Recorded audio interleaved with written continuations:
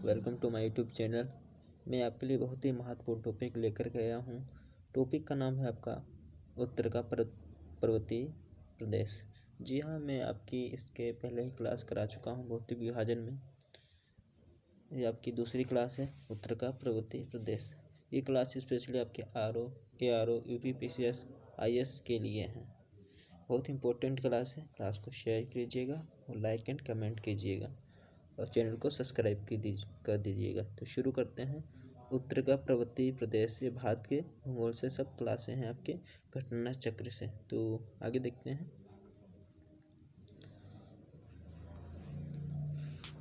दिया है भारत की उत्तरी सीमा विस्तृत हिमालय भूगर्भीय रूप से युवा एवं बनावट की दृष्टि से नवीन वृत्त प्रबल श्रृंखला है। ये पर्वत श्रृंखलाएं पश्चिम में पूर्व दिशा में सिंधु से लेकर ब्रह्मपुत्र तक फैली है। क्या है? भारत की उत्तरी सीमा पर विस्तृत हिमालय भूगर्भीय रूप से युवा एवं बनावट के दृष्टिकोण से नवीन वृत्त पर्वत श्रृंखला है। ये पर्वत श्रृंखलाएं पश्चिमी पूर्व दिशा में सिंधु से लेकर ब्रह्मपुत्र तक फैली हैं। हिमालय विश्व की सबसे ऊंची पर्वत श्रेणी है। क्या है? हिमालय क्या है? हिमालय विश्व की सबसे ऊंची पर्वत श्रेणी है। हिमालय लगभग 2500 किलोमीटर की लंबाई, औसत चौड़ाई लगभग 240 किलोमीटर में फैलकर अर्धवृत्त का निर्माण करता है। इसकी चौड़ाई कश्मीर में 400 किलोमीटर, अरुणाचल प्रदेश में 150 किलोमीटर है। इसकी चौड़ाई क्या है? कश्मीर में 400 किलोमीटर है एवं अरुणाचल प्रदेश में 150 किलोमीटर है। भारत के प्रमुख हिमालयी राज्य और केंद्रशासित प्रदेश कौन कौन से हैं? आइए देखते हैं। बहुत इंपॉर्टेंट टॉपिक है आपका ARO, UPPCS और IS के लिए। भारत के प्रमुख हिमालयी और केंद्रशासित प्रदेश जम्मू कश्मीर हो गया, लद्दाख, हिमाचल प्रदेश, उत्तराखंड, सिक्किम, अरुणाचल प्रदेश, मेघालय, नागालैंड, मणिपुर, मिजोरम और त्रिपुरा हैं। कौन कौन से हैं? जम्मू कश्मीर है, लद्दाख है, हिमाचल प्रदेश है, उत्तराखंड है, सिक्किम है, अरुणाचल प्रदेश है, मेघालय है, नागालैंड है, मणिपुर, मिजोरम और त्रिपुरा है। इनके अलावा असम और पश्चिम बंगाल के पहाड़ी क्षेत्र भी इसके अंतर्गत आते हैं। और इसके अलावा क्या आते हैं? असम और पश्चिम बंगाल पहाड़ी क्षेत्र भी इसके अंतर्गत आते हैं। आगे देखते हैं। हिमालय के पश्चिमी भाग की अपेक्षा पूर्वी भाग की ऊंचाई में अधिक विविधता पाई जाती है। हिमालय के पश्चिमी भाग की अपेक्षा पूर्वी भाग की ऊंचाई अधिक विविधता पाई जाती है। मतलब डाइवर्सिटी क्या पाई जाती है? डाइवर्सिटी पाई जाती है। हिमालय को निर्माण की आयु के आधार पर एवं बलयों की तीव्रता के आधार पर 4 समांतर संरचनात्मक क्षेत्रों में बांटा गया। जो हिमालय है, हिमालय के निर्माण के आयु के आधार पर एवं बलयों की तीव्रता के आधार पर 4 समांतर संरचनात्मक क्षेत्रों में बांटा गया। वो कौन कौन से? पहला आपका ट्रांस हिमालय। ट्रांस हिमालय कहाँ है? तिब्बत का क्षेत्र। बृहद हिमालय मतलब महान हिमालय। आपका तीसरा लघु हिमालय, जिसे मध्य हिमालय कहते हैं। और बाह्य हिमालय, बाह्य या उप हिमालय से शिवालिक हिमालय। तो कितने भागों में बांटा गया? 4 भागों में। कौन से? ट्रांस हिमालय, बृहद हिमालय, लघु हिमालय और बाह्य हिमालय। आइए देखते हैं आगे। बहुत ही आपकी इंपॉर्टेंट क्लास है आपकी IS, PCS, ARO के लिए। हिमालय का उपयुक्त अनुदैर्ध्य लैंगिट्यूडनल विभाजन उत्तर प्रदेश उत्तर दक्षिण से क्रम में है। ट्रांस हिमालय का अंतिम रूप से उत्थान क्रिटेशियन टर्शियरी काल तक हुआ था। ट्रांस हिमालय का जो अंतिम रूप है, उत्थान क्रिटेशियन टर्शियरी काल तक हुआ था। इस प्रकार यह हिमालय की सबसे प्राचीन श्रेणी है। हिमालय की अन्य श्रेणियों का उत्थान टर्शियरी काल के विभिन्न युगों से हुआ है। कितने हुआ? विभिन्न युगों से हुआ है, जिसे बृहद हिमालय या महान हिमालय की दूसरी प्राचीन श्रेणी है। आगे देखते हैं। बहुत इंपॉर्टेंट क्लास को शेयर जरूर कीजिएगा। जिसका निर्माण ओलिगोसिन युग से में हुआ। किसका? जिसका निर्माण कहाँ हुआ? ओलिगोसिन युग में हुआ। उसके पश्चात लघु हिमालय श्रेणी का निर्माण मध्य मायोसीन युग में शिवालिक सबसे प्राचीनतम नवीन श्रेणी का निर्माण प्लेयोसीन युग लगभग 5 से 1.17 मिलियन वर्ष पूर्व हुआ। आगे देखते हैं। हिमालय के उत्तरी भाग में स्थित श्रृंखला को महान आंतरिक हिमालय या हिमाद्री कहते हैं। हिमालय के उत्तरी भाग में स्थित श्रृंखला को महान या आंतरिक हिमालय या हिमाद्री कहते हैं। यह सबसे अधिक सतत श्रृंखला है। कौन से? जो हिमालय या हिमाद्री श्रृंखला है, क्या सबसे अधिक सतत श्रृंखला है, जिसमें लगभग 6000 मीटर औसत ऊंचाई वाले सर्वाधिक ऊंचे शिखर हैं। कहाँ? हिमालय और हिमाद्री में। आइए देखते हैं, मैप के माध्यम से देखते हैं, आपको बता देते हैं। ये आपका हिंदू कुश हो गया, ये पामेर ग्रंथि है और ये कुरकुल पर्वत है। राकापाशी, काराकोरम श्रेणी, लद्दाख श्रेणी, जास्कर श्रेणी, पीरपंजा श्रेणी और शिवालिक श्रेणी। ये आपकी कैलाश श्रेणी है, नंगा पर्वत। आगे देखते हैं, ये आपकी कोमल पर्वत, नंदा देवी, मानसरोवर झील और क्या है, कुर्ला मंथा। ये एवरेस्ट, कंचनजंगा, मिशिगन की पहाड़ियाँ। बहुत इंपॉर्टेंट क्लास है, क्लास को शेयर जरूर कीजिएगा। महान हिमालय स्थित एवरेस्ट की विश्व की सबसे चोटी है स्थित है। महान हिमालय में स्थित है एक एवरेस्ट विश्व की सबसे ऊंची चोटी है। यह नेपाल और तिब्बत की सीमा पर स्थित है। आपसे पेपर में काफ़ी बार पूछा गया है कि एवरेस्ट की चोटी कहाँ है, तो एवरेस्ट की चोटी नेपाल और तिब्बत की सीमा पर स्थित है। कंचनजंगा हिमालय पर्वत श्रृंखला में स्थित विश्व की सबसे तीसरी ऊंची चोटी है। यह पूर्व में तीस्ता नदी और पश्चिम में तामुर नदी के बीच स्थित है। यह पूर्व में तीस्ता नदी और पश्चिम में तामुर नदी के बीच स्थित है।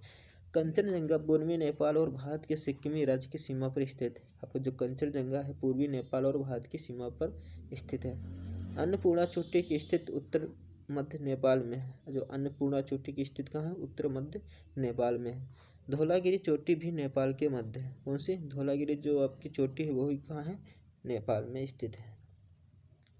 आगे देखते हैं, बहुत इंपॉर्टेंट क्लास है, क्लास को शेयर जरूर कीजिएगा। यह हिमालय के बले की प्रकृति असिमेट्रिक है। हिमालय के इस भाग का क्रोड ग्रेनाइट का बना है। महान हिमालय के बले की प्रकृति कैसी है? असीमित है। और हिमालय के इस भाग का क्रोड कैसे बना है? ग्रेनाइट का बना है। यह श्रृंखला हमेशा बर्फ से ढकी रहती है। इसमें बहुत सी हिमानियों का प्रवाह होता है, इसलिए हिमालय से निकलने वाली नदियाँ सतत वाहिनी होती हैं। और जो यहाँ से नदियाँ निकलती हैं कैसी हो? सतत वाहिनी होती हैं। महान हिमालय के दक्षिणी में स्थित श्रृंखलाओं का लघु हिमालय कहते हैं। जो महान हिमालय के दक्षिणी में स्थित श्रृंखलाएं होती हैं क्या कहते हैं? लघु हिमालय, मध्य हिमालय कहा जाता है। इसका निर्माण मुख्यतः अत्यधिक संपीड़ित तथा परिवर्तित शैलों से हुआ है। इनकी ऊंचाई 3700 मीटर से 4500 मीटर के बीच तथा 60 से 80 किलोमीटर चौड़ा है। जो इनकी ऊंचाई है कितनी है? 3700 मीटर। किसकी? मध्य हिमालय की। 3700 मीटर से 4500 मीटर के बीच तथा 60 से 80 किलोमीटर चौड़ा है। मध्य हिमालय में पीर पंजाल श्रृंखला है, सबसे लंबी है। मध्य हिमालय में पीर पंजाल श्रृंखला क्या है? सबसे लंबी है। धौलाधार एवं महाभारत श्रृंखलाएं भी महत्वपूर्ण हैं। और धौलाधार कौन सी? धौलाधार एवं महाभारत श्रृंखलाएं भी क्या है? महत्वपूर्ण है। इसी श्रृंखला में कश्मीर की घाटी तथा हिमाचल में कांगड़ा तथा कुल्लू की घाटियां स्थित हैं। इसी श्रृंखला में कश्मीर की घाटी हो गई तथा हिमाचल की कांगड़ा और कुल्लू की घाटियां स्थित हैं। आगे देखते हैं, हिमालय की सबसे बाहरी श्रृंखला को शिवालिक कहा जाता है। जो हिमालय की सबसे बाहरी श्रृंखला उसे क्या कहते हैं? शिवालिक कहा जाता है। इनकी चौड़ाई 10 से 50 किलोमीटर तथा ऊंचाई 900 से 1000 मीटर के बीच है। जो आपकी हिमालय की सबसे बाहरी श्रृंखला है उसे क्या कहते हैं? उसे कहते हैं शिवालिक कहा जाता है। इनकी चौड़ाई 10 से 50 किलोमीटर तथा ऊंचाई 900 से 1100 मीटर के बीच है। ये श्रृंखलाएं उत्तर में स्थित मुख्य हिमालय की श्रृंखलाओं से नदियों द्वारा लाई गई असंपीड़ित अवसादों से बनी है। और जो इन हिमालयों का निर्माण कैसे हुआ है? जो नदियों के द्वारा लाया गया अवसाद होता है, असंपीड़ित अवसादों से बनी है। निम्न हिमाचल लघु हिमालय, जिसे निम्न हिमाचल या लघु हिमालय कहते हैं, शिवालिक के बीच में स्थित है। लंबवत घाटी को दून के नाम से जाना जाता है। लंबवत घाटी को किस नाम से जाना? दून के नाम से जाना जाता है। जो निम्न हिमाचल या लघु शिवालिक बीच में स्थित है। कुछ प्रसिद्ध दून है, जैसे आपका कौन सा? देहरादून हो गया, कोटली दून हो गया, पाटली दून है। दून फेमस है। आगे देखते हैं, शिवालिक क्षेत्र से गिरिपथ क्या कहते हैं? फूटीथिल्स गिरिपथ क्षेत्र में पश्चिम में स्थित सिंध से पूर्व तीस्ता के बीच फैले समतल मैदान के भावर कहा जाता है। तो भावर कहाँ से कहते हैं? शिवालिक क्षेत्र के गिरिपथ क्षेत्र में पश्चिम सिंध से पूर्व में तीस्ता के बीच फैले समतल मैदान को भावर कहा जाता है। यह सामान्यतः 8 से 16 किलोमीटर चौड़ी हिमालयी नदियों द्वारा अचानक ढाल भंग होने के कारण शिवालिक के अग्र क्षेत्र में कई कंकड़ और बजरी के जमाव से निर्मित मेखला है। कंकड़ और बजरी की सांद्रता इतनी अधिक होती है कि समूची नदी इसमें लुप्त हो जाती है। और कंकड़ और बजरी की इतनी संख्या होती है, इतनी सांद्रता होती है कि इसमें क्या होती है, समूची नदियाँ क्या हो जाती हैं, लुप्त हो जाती हैं। और धरातल पर केवल सूखी घाटी ही दिखाई पड़ती है। धरातल पर क्या होता है, केवल सूखी घाटी ही दिखाई देती हैं। भाबर मैदान की चौड़ाई पूर्व से कम और पश्चिम भाग से अधिक पाई जाती है। जो भाबर मैदान की चौड़ाई होती है वो पूर्व से कम और पश्चिम में अधिक पाई जाती है। भाबर के दक्षिण में 15 से 30 किलोमीटर चौड़ा दलदली क्षेत्र पाया जाता है, जिसे तराई कहते हैं। तो तराई किसे कहते हैं? भाबर के दक्षिण में 15 से 30 किलोमीटर चौड़ा दलदली क्षेत्र पाया जाता है, जिसे तराई कहते हैं। महान हिमालय के उत्तर में ट्रांस हिमालय स्थित है। तो महान हिमालय के उत्तर में क्या है? तो ट्रांस हिमालय स्थित है। पामीर की गांठ जो कि तिब्बत में पड़ती है, ट्रांस हिमालय में स्थित है। पामीर की गांठ आपकी कहाँ है? ट्रांस हिमालय में स्थित है। काफ़ी बार आपके यूपीपीसीएस या आईएएस में पूछा गया है कि पामीर की गांठ कहाँ है। पामीर की गांठ आपकी तिब्बत में पड़ती है, ट्रांस हिमालय में स्थित है। काराकोरम, लद्दाख और जास्कर पर्वत श्रेणियाँ ट्रांस हिमालय का ही भाग है। काराकोरम, लद्दाख और जास्कर श्रेणियाँ कहाँ है? ट्रांस हिमालय का ही भाग है।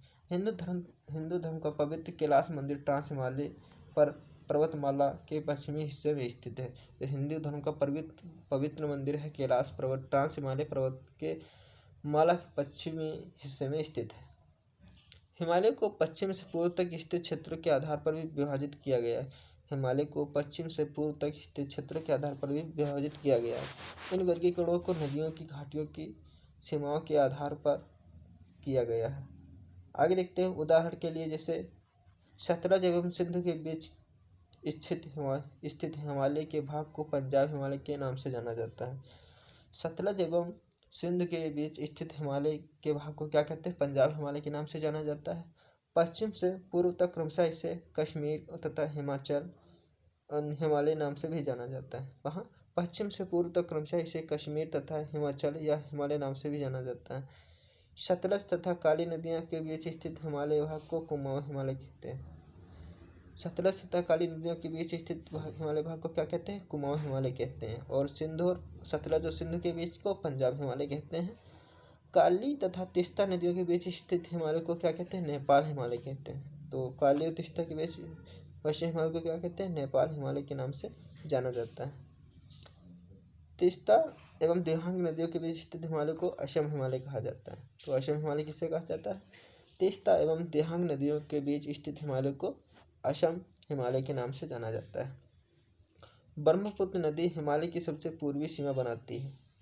जो आपकी ब्रह्मपुत्र नदी है हिमालय की सबसे पूर्वी सीमा बनाती है। दिबांग महाखंड जिसे गाज कहते हैं के बाद हिमालय दक्षिण की ओर तीखा मोड़ बनाते हुए भारत की पूर्वी सीमा के साथ फैल जाता है। दिबांग महाखंड गर्ज के बाद हिमालय दक्षिण की ओर तीखा मोड़ बनाते हुए पूर्वी सीमा के साथ फैल जाता है। इन्हें पूर्वांचल या पूर्वी पहाड़ियों के नाम से जाना जाता है। और इन्हें किस नाम से जाता है? पूर्वांचल या पूर्वी पहाड़ियों के नाम से जाना जाता है। ये पहाड़ियाँ उत्तर पूर्वी राज्यों से होकर गुजरती हैं। और ये पहाड़ियाँ कहाँ से? जो उत्तरांचल की पहाड़ियाँ हैं, उत्तरी पूर्वी पहाड़ियाँ कहाँ से गुजरती हैं? उत्तर पूर्वी राज्यों से होकर गुजरती हैं। पूर्वी हिमालय की पहाड़ियाँ अधिकतर समानांतर श्रृंखलाओं एवं घाटियों के रूप में फैली होती हैं। जबकि पूर्वी हिमालय की पहाड़ियाँ हैं अधिकतर कैसी होती हैं? समानांतर श्रृंखलाओं एवं घाटियों के रूप में फैली होती हैं। पूर्वांचल में पटकाई, नागा, मिजो और मणिपुर पहाड़ियाँ शामिल हैं। जबकि पूर्वांचल में कौन कौन सी पहाड़ियाँ हैं? पटकाई हो गई, पटकाई पहाड़ी होगी, नागा पहाड़ी होगी, मिजो पहाड़ी होगी और मणिपुर पहाड़ियाँ शामिल हैं। भारत के लिए हिमालय का बड़ा महत्व है। यदि हिमालय पर्वत श्रेणियाँ नहीं होती तो भारत के अधिकांश भाग में साइबेरिया से आने वाली शीत लहरों का अनुभव होता है। अगर आप लोगों को पता है कि अगर हिमालय ना होता तो क्या होता? जो भारत के अधिकांश भाग में साइबेरिया से आने वाली जो शीत लहरों का अनुभव होता है, जो सिंधु गंगा मैदानी इतनी सुविकसित जलोढ़ मृदा से वंचित होता है तथा मानसून का वर्तमान प्रतिरूप से भिन्न होता है। आगे देखते हैं। हिमालय पर्वत मानसून पवनों को रोककर उपमहाद्वीप वर्षा से कारण बनता है। हिमालय पर्वत मानसून पवनों को रोककर उपमहाद्वीप में वर्षा का कारण बनता है। साथ ही हिमालय क्षेत्र से प्रवाहित होने वाली सिंधु, गंगा एवं उनकी सहायक नदियाँ अपरदन एवं निक्षेपण के द्वारा जलोढ़ मृदा का निर्माण करती हैं। तो जलोढ़ मृदा का निर्माण कैसे होता है? जो साथ ही हिमालय क्षेत्र से प्रवाहित होने वाली कुछ नदियाँ जैसे सिंधु, गंगा एवं उनकी सहायक नदियाँ अपरदन एवं निक्षेपण के द्वारा जलोढ़ मैदान का निर्माण करते हैं। अटल टनल 9.0 किलोमीटर लंबी अटल टनल हिमालय के पूर्वी पीर पंजाल से श्रृंखला में स्थित है। कहाँ है? जो आपका अटल टनल है 9.02 किलोमीटर लंबी अटल टनल हिमालय की पूर्वी पीर पंजाल श्रृंखला में स्थित है। ये पूरे वर्ष मनाली को लाहौल स्पीति घाटी से जोड़कर रखती है। किसको? मनाली को लाहौल स्पीति घाटी से जोड़कर रखती है। इसका निर्माण सीमा सड़क संगठन द्वारा किया गया तथा भारत के लिए सामरिक दृष्टि के महत्वपूर्ण है। और इसका निर्माण किसने किया? सीमा सड़क संगठन द्वारा किया गया। वर्ष 2002 में तत्कालीन प्रधानमंत्री अटल बिहारी वाजपेयी ने इस टनल की पहुंच की सड़क आधारशिला रखी थी। और इसकी आधारशिला 2002 में किसने रखी थी? प्रधानमंत्री अटल बिहारी वाजपेयी जी ने इस टनल के पहुंच सड़क की आधारशिला रखी थी। आगे देखते हैं। 3 अक्टूबर 2020 को रोहतांग हिमाचल प्रदेश के प्रधानमंत्री नरेंद्र मोदी ने अटल टनल का उद्घाटन किया। 3 अक्टूबर 2020 को रोहतांग जो कि हिमाचल प्रदेश में पड़ता है, प्रधानमंत्री नरेंद्र मोदी ने अटल टनल का उद्घाटन किया। बहुत ही इंपॉर्टेंट क्वेश्चन आपके यहाँ से आते हैं और आपके IAS, UPPSS और RAR के लिए बहुत ही इंपॉर्टेंट क्लास है। क्लास को शेयर जरूर कीजिएगा। आगे देखते हैं। हिमालय के अनुदैर्घ्य उत्क्रम हिमालय के अनुदैर्घ्य उत्क्रम के बारे में जानते हैं। हिमालय में कई अनुदैर्घ्य उत्क्रम, थ्रस्ट एवं भ्रंश दरार फोल्ड पाए जाते हैं। दक्षिण से उत्तर बढ़ने पर मेन फ्रंटल थ्रस्ट MFT मिलता है और MFT एवं MBT मेन बाउंड्री फोल्ड के मध्य उप हिमालय शिवालिक का विस्तार है। MBT एवं MCT मेन सेंट्रल थ्रस्ट के मध्य लघु हिमालय का विस्तार है। आगे देखते हैं। इसके ऊपर बृहद हिमालय जैसे CCZ सेंट्रल क्रिस्टलाइन जोन भी कहा जाता है। इसके ऊपर बृहद भाग को क्या कहते हैं? जिसे CCZ कहते हैं। क्या कहते हैं? सेंट्रल क्रिस्टलाइन जोन कहा जाता है का विस्तार। आगे देखते हैं। MCT के ऊपर HSC हायर हिमालयन क्रिस्टलाइन स्थित है। तिब्बत हिमालय जैसे टेथियन, HCC एवं Asterias south Tibetan detachment system के मध्य अवस्थित है। इसके उत्तर में सिंधु सांगपो सिंचर क्षेत्र, Indus Tsangpo suture zone ITSZ अवस्थित है। ITSZ के उत्तर में ट्रांस हिमालय है। इन उत्क्रमण क्षेत्रों की अवस्थित में हिमालय की भौगोलिक संरचना के कारण यह भारत का सर्वाधिक सघनता वाला भूकंपीय क्षेत्र बन जाता है। इस क्षेत्र में प्लेटों के संचालन के कारण यह भूकंप प्रवण क्षेत्र है। कौन सा है? भूकंप प्रवण क्षेत्र है। आगे देखते हैं। आज की क्लास यहीं तक समाप्त होती है। अगली क्लास में हम जल्द ही मिलेंगे। जय हिंद।